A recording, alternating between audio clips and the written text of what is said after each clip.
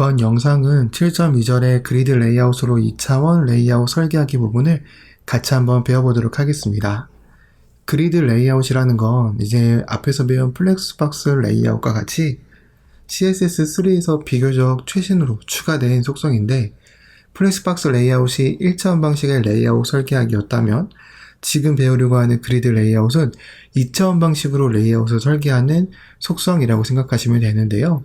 여기서 2차원 방식이란 가로와 세로 모두 같이 사용하여서 레이아웃을 설계하는 방식을 말합니다. 여러분들이 이 영상을 보시기 전에 책에 나와 있는 그리드 레이아웃 구성 요소에 사용되는 각각의 용어들 정도는 전부 파악하고 있다라고 가정을 하고 진행을 할 거기 때문에 책에 나와 있는 그리드 레이아웃의 구성 요소에 행, 열, 그리드 셀, 그리드 갭과 같은 용어들에 대해서 한 번씩 읽어보시고 이 영상을 이어서 시청해 주시면 되겠습니다. 자, 그러면 한번 해보도록 할 텐데요. 우선 그리드 레이아웃을 지정하는 가장 첫 번째 방법으로는 디스플레이 속성을 그리드 또는 인라인 그리드라는 값으로 지정하는 것이 있습니다. 이 그리드와 인라인 그리드는 디스플레이 블럭과 인라인 블럭의 차이이기 때문에 똑같이 디스플레이 그리드라고 적용을 하게 되면 적용된 요소는 그리드 컨테이너가 되고, 그리드 컨테이너와 자식관계에 있는 요소들은 그리드 아이템이 됩니다.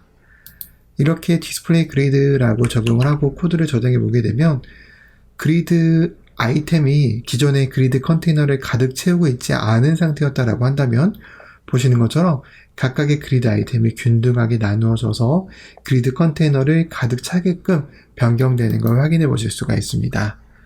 따라서 이런 식으로 디스플레이 그리드라고 속성값을 지정을 하여서 그리드 컨테이너와 그리드 아이템의 관계를 만들었다라고 한다면 이제 본격적으로 그리드 아이템을 정렬하거나 배치하거나 하는 것들을 할 수가 있는데요.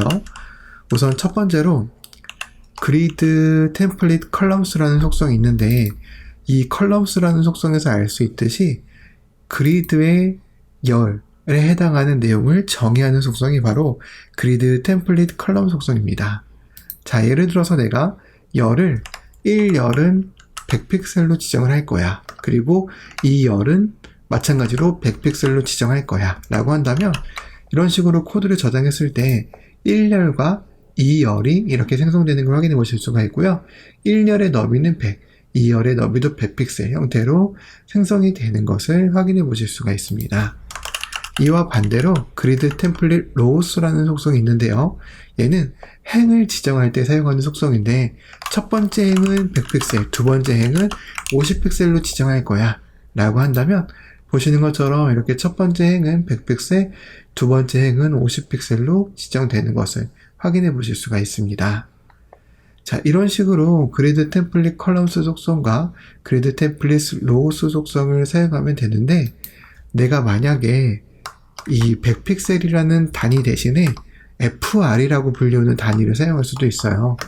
FR은 뭐냐면 균등하게 나누어 가져라, 뭐 이런 의미인데, 우선 잠시 이 예제를 더 진행하기 전에 지금 이 색깔이 겹치기 때문에 뭔가 뚜렷하게 잘 안 보이죠. 그래서 얘를 잘 보일 수 있게 이 세 번째 색깔을 그린으로 이렇게 좀 바꿀게요. 이러면 좀 더 잘 보이겠네요. 이렇게 하고 네 번째는 블루로 할게요.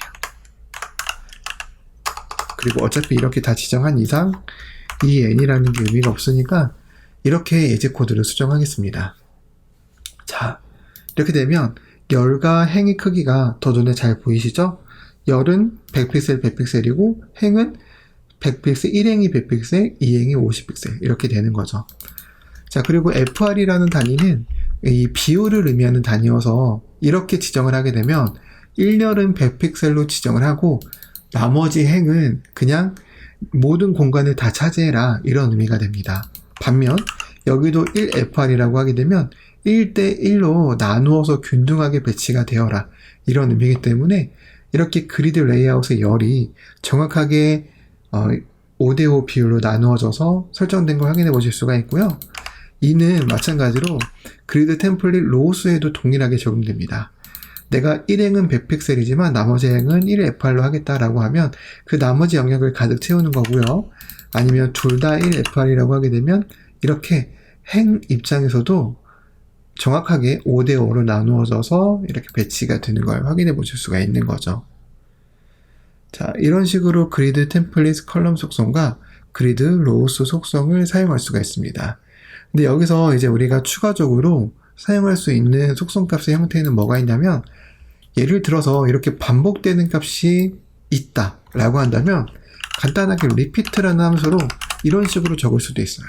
이게 무슨 의미냐면 repeat, 반복하다라는 의미를 가지고 있는 영어 단어잖아요. 2번 반복해라. 뭘? 1FR을. 이 소리는 뭐냐면 결국 1FR, 1FR. 이것과 마찬가지가 되는 겁니다. 얘도 마찬가지로 repeat 2, 1FR. 이렇게 하게 되면 마찬가지로 1FR을 2번 반복해라. 그러니까 이것과 같은 의미가 됩니다.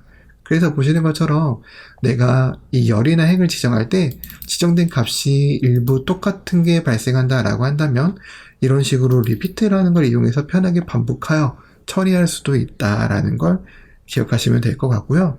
자, 그리고 지금 보시면 이 열의 관점에서만 보여드릴게요. 이 열의 관점에서 만약에 그리드 컨테이너가 이렇게 작아지면, 폭이 작아지면 그리드 아이템도 자신의 이 아이템, 컨텐츠를 표현하는데 문제가 없다라는 가정하에 이렇게 자동으로 줄어들게 됩니다. 이렇게 자동으로 줄어들게 되는데, 내가 만약에 이렇게 자동으로 줄어드는 것조차도 뭔가 제어를 하고 싶어 라고 한다면 이제 우리는 어떤 걸 할 수가 있냐면 minmax라는 걸 사용할 수 있습니다. minmax. 예를 들어서 minmax는 최소값과 최대값을 적는 건데, 최소는 100픽셀 그리고 최대는 1FR 이라고 이렇게 적게 되면 1열은 최소 100픽셀까지만 줄어들기 때문에 이렇게 보시는 것처럼 코드를 저장했을 때 아무리 줄어도 얘가 100픽셀 미만으로 떨어지지 않습니다. 아무리 줄어도 보시는 것처럼 100픽셀 미만으로 떨어지지 않고 오히려 플렉스 컨테이너가 플렉스 아이템이 이렇게 벗어난다고 한다면 이런 식으로 벗어나는 그 위치 그대로 출력이 되게 됩니다. 자, 이런 식으로 민맥스를 사용하면 최소값과 최대값을 지정할 수 있고요. 마찬가지로 얘도 똑같은 값이 2번 반복되는 거잖아요. 그러면 어떻게 할 수 있다고 했죠? repeat 이렇게 사용할 수 있습니다. 그래서 이런 식으로 민맥스를 지정할 수 있고, 이거는 이제 마찬가지로 행의 입장에서도 똑같이 사용할 수 있다 라는 걸 이제 잘 기억을 해두시면 될 것 같은데요. 행도 뭐 간단하게 보여드리면, 이런 식으로 줄어들었을 때 지금 행의 높이가 400픽셀이니까 좀 번거롭겠네요. 이렇게 속성을 좀 사용해 줘야겠어요. 보여드리려면. 그래서 이렇게 100%로 해놨으니까 이 상태에서 줄어들면 줄어들잖아요. 근데 아무리 줄어들어도 얼마큼 줄어든다? 얘는 100픽셀까지밖에 안 줄어들고 얘도 100픽셀까지밖에 안 줄어드는 거예요. 왜? minmax라는 값 때문에 그런다 라는 거고요. 자, 이렇게 지정을 했으면 이제 다시 헤이트를 보기 좋게 400픽셀로 이렇게 고정을 하고, 우리가 또 사용해 볼 속성은 뭐가 있냐면 로우 갭과 컬럼 갭이 있습니다. 바로 그리드 갭을 생성하기 위한 건데요.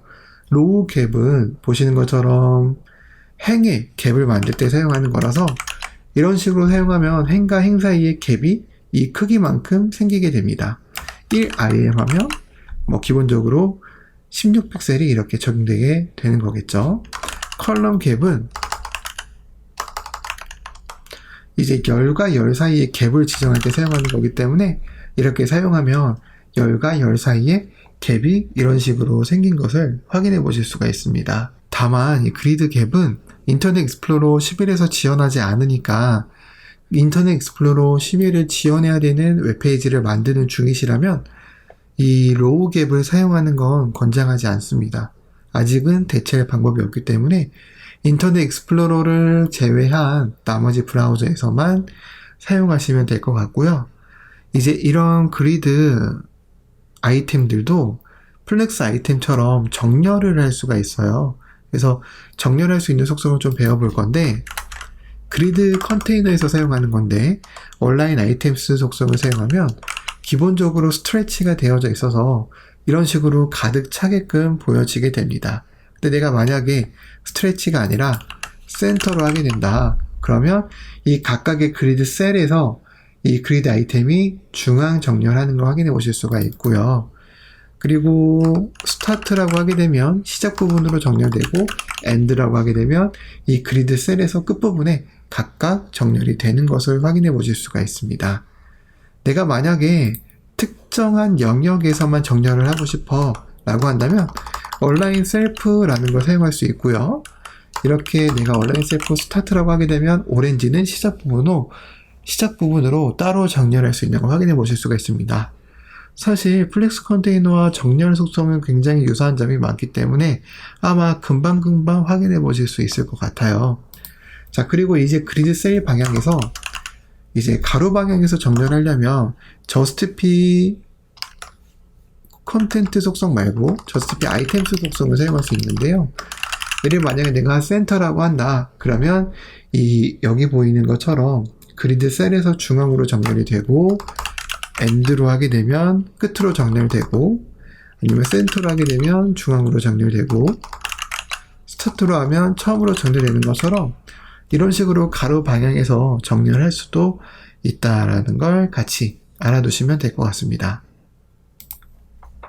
이것도 마찬가지로 이 아이템에 따로 지정을 하고 싶으면 저스티피 셀프라는 속성을 사용하면 되고요. 내가 셀프라고 한다. 그러면 이렇게 초록 색깔만 이 개별적으로 그리드 아이템이 중앙으로 정렬이 되어져서 보이는 것을 확인해 보실 수가 있습니다. 자, 그리고 이 온라인 아이템스와 저스티피 아이템스를 만약에 내가 한 번에 적고 싶다. 그러면 플래스 아이템스 속성으로 한 번에 적을 수 있는데요. 첫 번째는 온라인 아이템스의 크기 값을 적어주고 그 다음에 두 번째는 저스티피 아이템스의 이 값을 적어주시면 됩니다. 그러면 이렇게 따로 적나 하나로 적나 똑같이 작동을 하게 되는 거고요.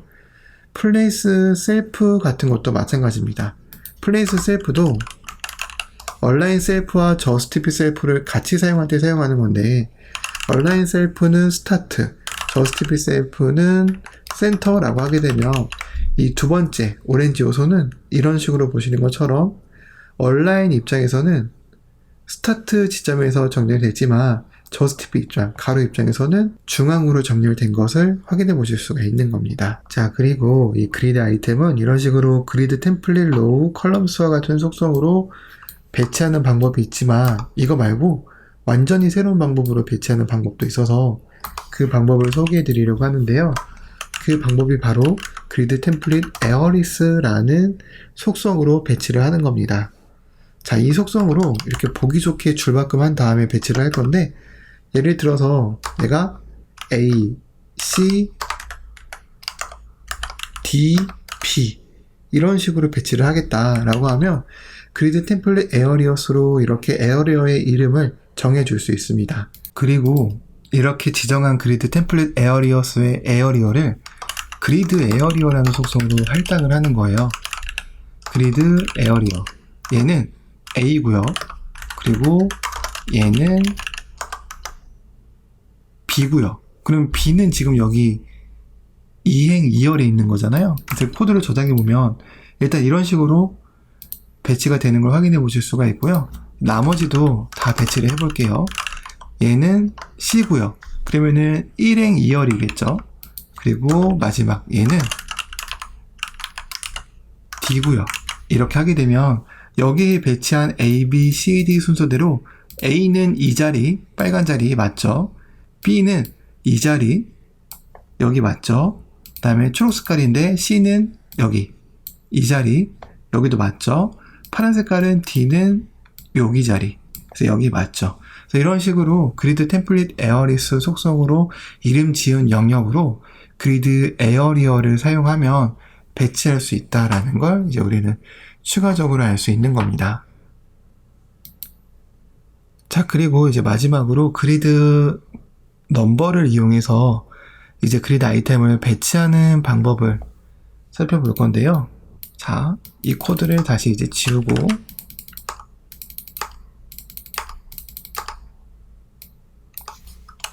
그리드 템플릿 컬럼스 속성으로 if fr, 1 fr 그 다음에 로우스 속성으로 이렇게 지정을 했다 라고 한다면 개발자 도구를 열었을 때 이 개발자 도구에서 요소를 탐색을 하시고 보시면 여기 그리드라는 버튼이 있죠. 이걸 누르면 웹브라우저에 표시되는 그리드 레이아웃을 좀 더 자세히 볼 수 있는데요. 여기 보이는 숫자가 각각의 그리드 아이템에 붙어진 번호예요. 그리드 넘버라고 하는 건데 첫 번째 여기가 1, 여기가 2, 여기가 3입니다. 이러한 그리드 넘버 또는 그리드 번호라고 불리는 걸 이용해 가지고 이제 우리가 이 그리드 아이템을 배치할 수가 있는데 이 각각의 그리드 아이템에 사용하는 속성인데 뭐 예를 들어서 그리드 컬럼 스타트라는 속성이 있습니다. 이 빨간 색깔 박스는 시작 번호가 1번이고 종료 번호가 3번이야 라고 하면 이런 식으로 1번부터 3번까지 빨간 색깔에 배치가 되고 원래 이 옆에 있던 요소는 이렇게 자동으로 줄바꿈이 되어져서 보이게끔 배치가 되는 걸 확인해 보실 수가 있습니다. 뭐 예를 들어서 내가 이런 그리드 열이 아니라 다시 이제 이것과 비슷하게 그리드 로우 스타트가 있어요.